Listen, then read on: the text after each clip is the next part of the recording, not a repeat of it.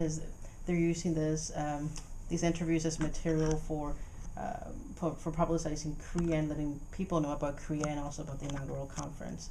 So it's going to be on the website, and other places where they want it publicized. And the interview itself is they're gonna take snippets of it. Yeah. So if there's something you're answering and you're like, wait, I would like to elaborate more, or do that again, you are more than welcome to do that. Question number one. Your name. I'm sorry. Your name again. Yes, your name and institution again, so we can. I'm Rodney Hopson. I'm faculty member in the School of Education at Duquesne University, and teaching both in the school as well as in the Graduate School of Liberal Arts and undergraduate school. Well, thank you for being here with us for this interview. I would like to begin by asking you to share some of the ways in which culture importantly shows up in your work as an educational researcher. Yeah, one of the things that that we've done over the last several years with a lot of support from funding support and others is to provide a set of pipeline and pathway programs, initiatives through the American Evaluation Association, support from the Robert Wood Johnson Evaluation Fellowship Program. In collaboration with OMG Center for Collaborative Learning, we've been able to provide a series of trainings and seminars for budding evaluators, evaluation researchers.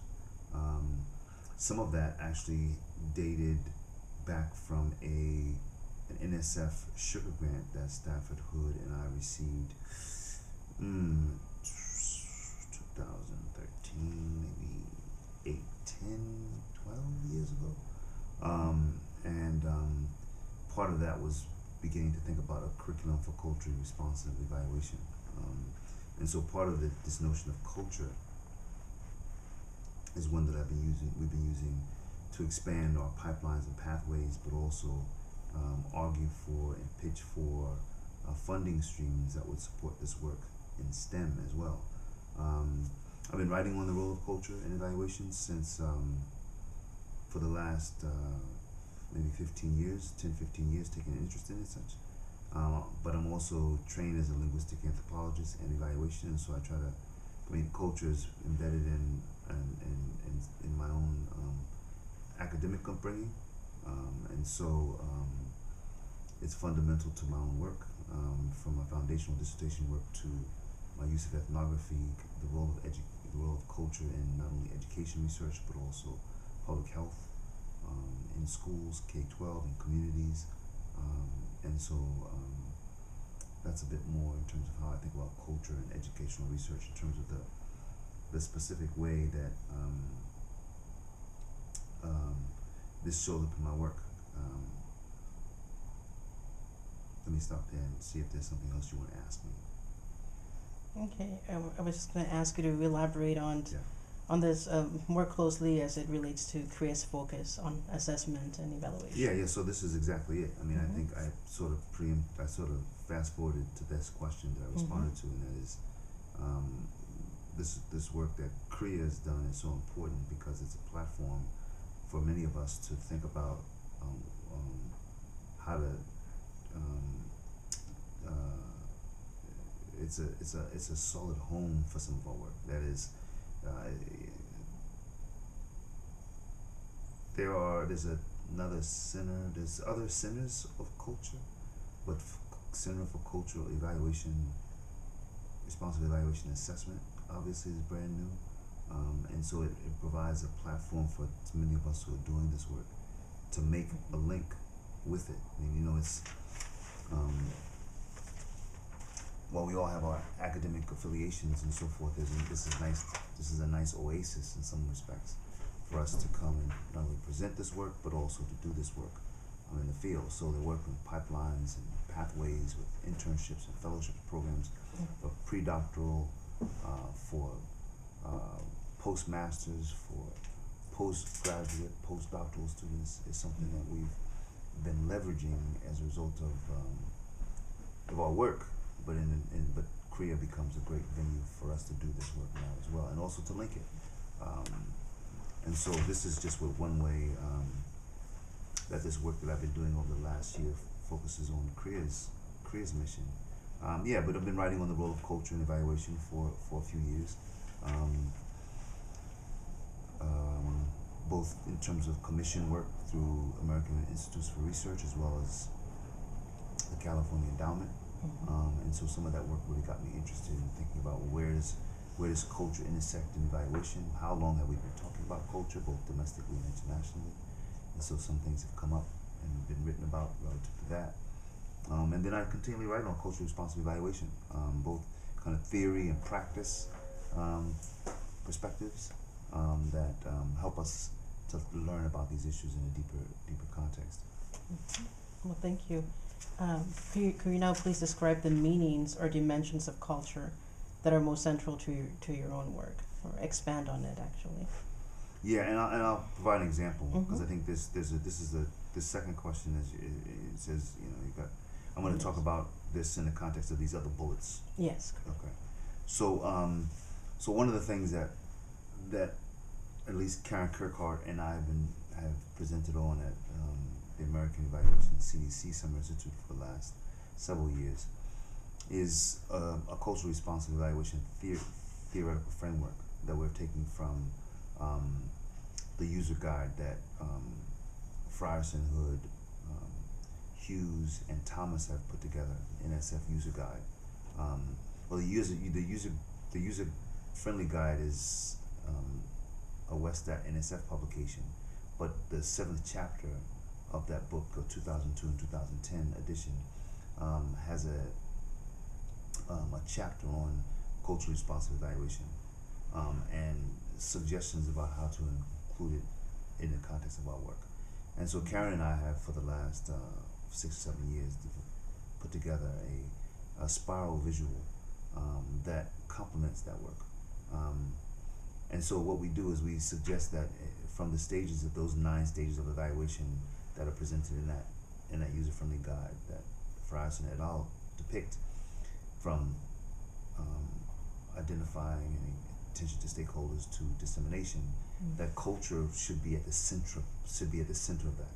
Culture shouldn't simply be positioned as just a way of understanding a particular group of people in one context, right? Somewhat separate from the actual system and practice of evaluation. And that part of what we do in the context of evaluation, when we attend to stakeholders and we form questions and so forth up to dissemination and reporting of our results, is we should be paying attention to issues of culture through all those 9 stages, a distributive aspect of understanding culture in the context of those 9 stages. And so that's what we suggest, that this CRE theoretical framework, or this framework that we propose, it's not just our proposing, it's something that we're using from the work of Frierson et al., but we've put a visual around it and we've said, if you think about the stages of evaluation and the work that we do in evaluation, culture should be at the center of each of those individual stages, distributed across all of them. And so it's that bit of contribution that has really helped me to think about as well, and using this as an example of how this is central to our work. So when we talk about it and when we think about it and when we do evaluation, for example, we don't think that we only think about culture in the context just in terms of the data collection and the methods section, right? There should be some also distributive areas and within that context of doing the work where we can specifically speak to issues of culture, from identifying and determining and pulling together stakeholder groups that understand the evaluand, for example, very early in the process, to disseminating results where you ensure that the results that we use are not just they're culture friendly. They're friendly to a variety of cultural positions and positions of stakeholder groups, and so we utilize different resources that essentially position that. For example, and we've also found that this is the case, is that when we present this kind of traditional evaluation report to a funder, and they want to distribute it to another set of funders, we might have to argue that there's a different kind of report that those other stakeholders would receive, one that is culturally responsive to their particular issues and needs and things that they want to see. So that's the kind of contribution that I think that an example that in ways that this has been central to the work. And then I think this work is salient in the context that I work, and I'll just think about it in terms of two evaluations that I'm working on, and one, I'll just use one example that I've used before, and that one speaks to some work that we had been doing in the context of evaluation of a high school reform in the city where I live, and we had and originally articulated a set of relatively vague stakeholder groups that we would work with in terms of getting responses to notions of high school reform, issues related to high school reform. And there were parents, teachers, students, admin. And so we were providing interviews, surveys, trying to get an idea of their understanding and their perceptions of this future high school reform. Well, what they didn't expect, and we didn't expect it either, that part of the way that we knew that we needed to be culturally responsive in the context of this work is also to attend to certain groups that had not typically been served, that had faced, for example, in this group of parents in this neighborhood where schools had closed in the last 10 years. So all their schools had closed. So you think about parents who are going to a decent public school having a conversation about high school reform. You think about parents whose kids are being bused from kindergarten to 12th grade in their local community. You think about those different perceptions of what high school reform is about, and reform around schools. And this is really, high school reform really was a euphemism for closing schools. And so when you think about the fact that schools were likely going to be closed, more schools, we actually made sure that in our kind of culturally responsive manner, we wanted to make sure that we were doing the kind of traditional, kind of getting the mainstream, getting the kind of the people who lived on this side of the track, but we also knew that we had to get people from who lived on this side of the track as well. People not just who were living on the bluff, but people that were living on the bottom. People that were not only living in these kind of very wealthy city school places, but also people that were living in these marginalized city spaces as well. And that's the culturally responsive evaluator for us. That's going beyond the expectation of what you would do, but making sure that you are attending to a variety of. I mean, it's right. It's good evaluation practice, right? It's might as well say it's part of what we think about when we think about utility standards and attention to stakeholders. But the culturally responsive evaluator should be acutely and specifically aware of other specific cultural realities of different groups and communities that would typically not go noticed, right? That should be our training. That should be our practice. That should be what we do in evaluation. Is it great evaluation? Is it good evaluation? It's absolutely good evaluation. But everybody's not ready for that. And we also know that evaluation is not everything to everyone. And so while I certainly think that the issues around culturally responsive evaluation being good evaluation, and why can't we just do good evaluation as part of it? Well, we also live in a closed and often racist society, and so we need appropriate tools to manage ourselves through these places. Thank you. I'm going to pause for a minute to give you your. Cheers. Thanks so much. Brother, did you get a receipt? Did they give me a receipt? I don't think they gave me a receipt, actually. Or else it might be wrapped up in the money there. Here's your change. Is it? Nah. Could you try to Nah, go get it? Or No.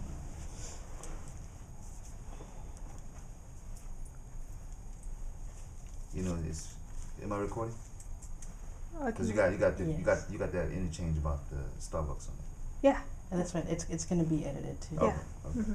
Yeah, we're funny as professors, so we all have little idiosyncrasies. I have mine, and I'm sure it's fine. Hood have theirs. Yes. So yeah, please bear with me. Bear with me, bro. Oh, that's alright. That's alright. Bear with me. Bear with me. So we'll wait for you. No, don't go for Okay. it. Go for it. Okay. The core mission of CREA is to generate evidence for policy making that is not only methodologically but also culturally and contextually defensible. So could you please describe the ways in which your current work connects to CREA's mission? And also, how do you see your future work interfacing with CREA and connecting to that mission? Well, I mean, I think, we're talking about multiple levels of thinking about policy and multiple levels of thinking about the influence of evaluation in policy. And so some of my work for the last couple of years has been evaluating a set of school district programs. One around beyond diversity, courageous conversations, Glenn Singleton's work. The school district where I live recently underwent, the teachers underwent a set of trainings the last couple of years, and also they're building culturally responsive arts education in their school district, in our school district. And so we've been evaluators that have been called to do that. And so, this policy work is about as messy as evaluation work. I like to think that the evaluation work will set us up for thinking about policy discussions and influences policy decisions. So at this local school district level, let's just start there. That we're thinking about how to inform policy at this level regarding curricular issues, regarding professional development issues, regarding programming issues for learners, around issues of arts education, around issues of race, identity, and so forth. And these are tough issues. And I think we're positioned to address these issues in the context of our evaluation, but these are tough issues. And so part of the methodological defensible work is making sure our work is sound. It's meeting the standards and principles that we know in either the American Evaluation Association or the Joint Committee standards. But that's tireless work, and as you all will see, we're putting much more time in for work than we're actually doing. And so just the ability to affect and influence policy change comes very slow. And actually I don't go into it like that, thinking that it's going to affect some larger policy, but I know it's going to influence some policy.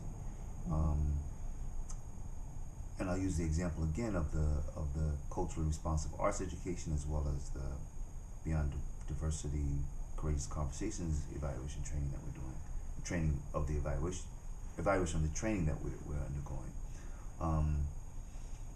The school district is going through a lot of issues and change regarding some of these issues, and again, the implications for policies around professional development, curriculum are massive. And we like to think that we, in the process of collecting this defensible data, we like to think that we have a set of skills that also can facilitate the understanding of the data to get to a level of policy. And that's not an easy thing for people in the central administration or clients who want to either make some change, or they want the report to read a certain way. And so the conversations are deliberate. Talking last week with a program manager who wanted to see an executive summary something. But I said, Rafina, I said to my colleague, but we don't have any data on that yet. Until we have some data on that, we can't just put that into your executive summary that's going to inform your policy.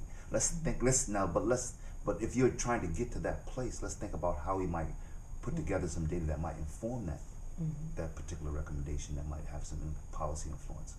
And so, and they're getting much more than they intended out of us, quite frankly.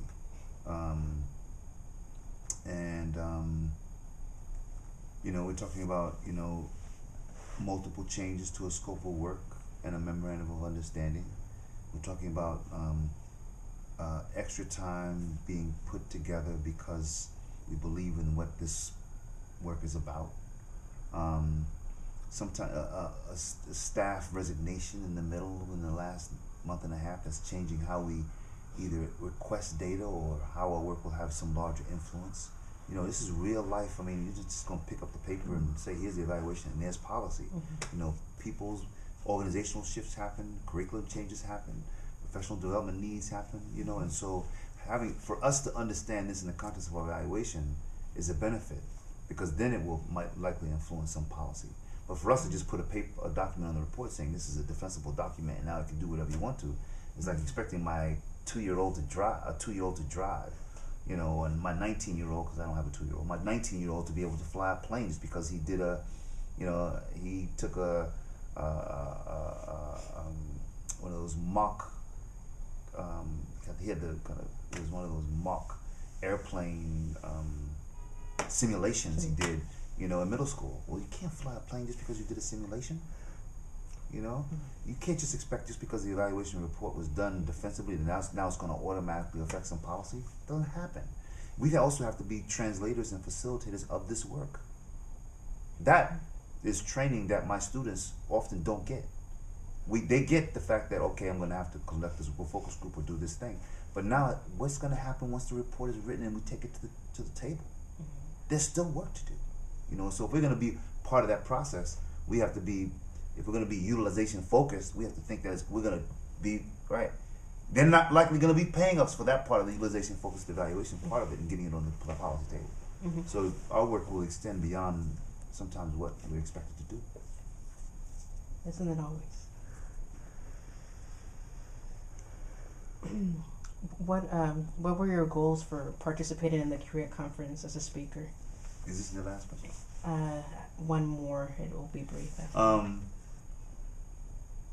And you can connect all three. Yeah, no, I mean, I think, I will connect these. I mean, you asked me about my keynote speaker, and this is, I mean, Stafford said, you know, would you mind?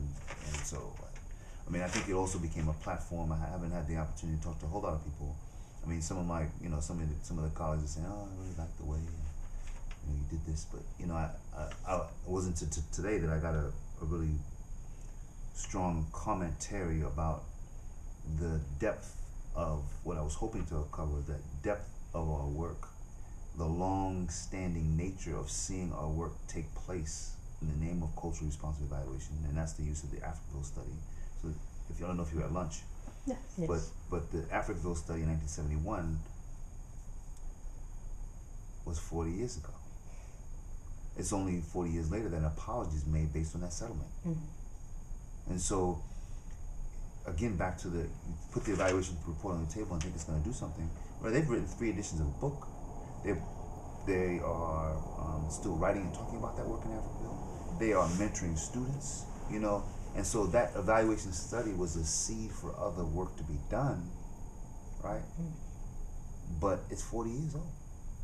It's 40 years worth of work, you know. So we think that we're going to make an impact from our work from a report. That's not happening. And so part of the task is, as we are diligent about our culturally responsive work, is that we know that it's a long haul. We can put our foot on the pedal as much as we want, but it's not gonna, oh brother, no you didn't. That was unnecessary. It's all good, you guys. You want it's all good. No. Thank you, Sean. So now you gotta cut that. But the nature of our work is long-standing, and so just to be able to think that we can provide a report in 2013 and that in 2014 it will affect some major change is not the way it's done. The Africville study shows it, and the reality that our work has other large influences. That work actually, that evaluation study was done in the context of urban renewal, right? Right, as we think about urban renewal now, it looks like gentrification. It looks like, right,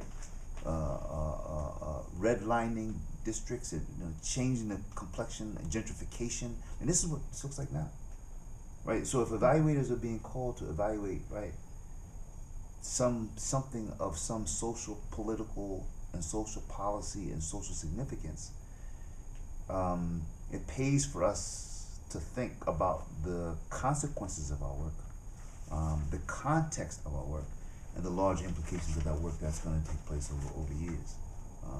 And so that's what I was hoping to do in that work, in that study, in presenting that study yesterday. But also, really, I mean, I think part of it was I was challenged by Eric Jolly's work, you know, who informs our work, who forms our work, right, who sets the agenda, right? And so you see who forms our work by our references. Check the references, see who's informing our work, right? Or who's setting the agenda, right? We know that utility, standard, attention, and stakeholders is one of those, but we also know that stakeholders are not created equal. Some stakeholders have more stake, they have more power, they have more clout than other stakeholders. And so how do we manage that as culturally responsive evaluators? Well, the culturally responsive evaluator is supposed to be aware of these issues of power and also recognize when voices are not being heard. You know, the issue of voice that Karen Kirkard talked about today. Whose voices matter, right? How are we playing pivotal roles, catalyst roles, to influence these discussions and voices that are not being heard? And this is back to a presentation, part of the presentation yesterday, from the work that Stafford Hood and some others are doing around Nobody Knows My Name project, right? Documenting stories. I mean, there's a group right now within a group of Latinos and Latinas in the field who want to create stories of who are the Latin and Latin American, you know, who are the Latino and Latinos what contributions do they make in evaluation? Who's doing that work, right? And so, how do we create these spaces, the indigenous spaces? How do we create these spaces as well, within evaluation that make these voices so important, and the field also enriched, you know? And so that's a bit of what I was hoping to do, but by also saying that we're more than our tools, we're more than our logic models, we're more than our chi-squares, we're more than our focus groups, you know, we're more than our empowerment evaluation theories, we're more than our utilization focus theories. That's not who we are. That's not who we are. In fact, that language means nothing to a fifth grader whom we're about to study. That language means nothing to a superintendent. That means nothing to a philanthropist in which we're going to study their strategy. They don't care about whether we are from a particular camp of accountability-driven evaluation, or that means nothing to them. You know, so how are we able to really articulate our work to common people? Try to explain what we do to the regular people on the street of Chicago. You tell them evaluation and you evaluate it, and you try to get some feedback on what that means to them. They go, what is that? How do you spell it? You know, so we have to be able to be multilingual, multidisciplinary, multimodal in how we think about our work. And not rely only on the people who are mentoring us to say, well, I'm from the Schwant School, I'm from the Hood School, I'm from the Ryan School, I'm from the Green School. People don't care. What are they leaving you? What are they helping you to ask questions about? Yeah. Thank you. Finally, what vision, aspirations, or tactics do you have for Korea? I mean, I think, you know, the inaugural conference has been awesome. You know, we need more of these. We need more conferences. You know, I hear there's a plan to have them every other year or rotating semesters. Fine, just have them. Maybe not at the Palmer House, somewhere where the registration might not be as much, but you know, an opportunity for us to gather. You know, if it's a family reunion, you know, like it is.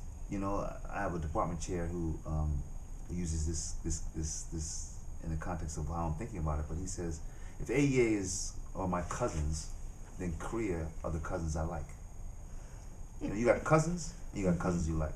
You know, so you'll be around your family, but you want to be around those family that you like. And so Korea's an opportunity to be around cousins that I like, right? And this is not to say that I don't have cousins at AEA that I don't like. That wouldn't sound very good as a past president. But more conferences, more opportunities to study, whether they be institutes, whether they be virtual, opportunities for funding, ensure that Korea is getting sufficient external funds, that those of us in the affiliated faculty are doing what we can to assist them with bringing funds and supporting Korea's mission, public and policy papers related to our work, right? The doing and commissioning of evaluations, right, in the name of Korea. The mentoring of students who come through Korea to find lucrative positions, competitive positions if they're not lucrative, those kind of things. Wonderful. Thank you. Thank you. Thank you.